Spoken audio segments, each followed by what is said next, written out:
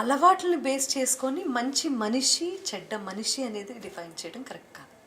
ఆ డ్రెస్సింగ్ విషయంలో మీ dressing no, dressing is nothing but comfort. కాకపోతే ఒక్క విషయం మాత్రం క్లియర్గా నాకు చెప్పాలనిపించింది వెన్ యూ ఆస్క్డ్. చీరలో నో మ్యాటర్ వాట్ ఒద్దిగ్గా ఉండే లక్షణాలు ఎక్కువ ఉన్నాయి. You cover yourself properly and also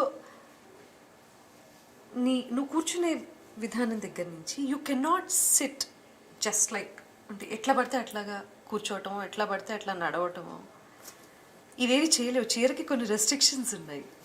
so ఆ పద్ధతులు ఫాలో అయ్యి తీరాలి. చీర కట్టు అందుకే ఉన్నది, ఓకే, ట్రెడిషనల్గా. సో అందులో ఆటోమేటిక్గా ఒద్దిగ్గా ఉండడం అనే నేచర్ అలవాటు అవుతుంది. ఓకే, ఎక్స్పోజ్ చేస్తే వాళ్ళ దాన్ని అంటే సారీ మీరేం 18+ వర్డ్ వాడలేదు. సో ఎక్స్పోజ్ చేసినంత మాత్రాన వాళ్ళు చెడ్డవాళ్ళు అయిపోరు. కాకపోతే ఏంటంటే depends, it's again debatable topic. Depends on person to person. నేను అందుకని ఏం చెప్తున్నాను అంటే చీర కట్టుకోవటం అనేది మన దేశానికి అంటే మన దేశంలోనే ఇది ఎంత ఉత్తమమైన విషయం అంటే మన country rich in so many good factors.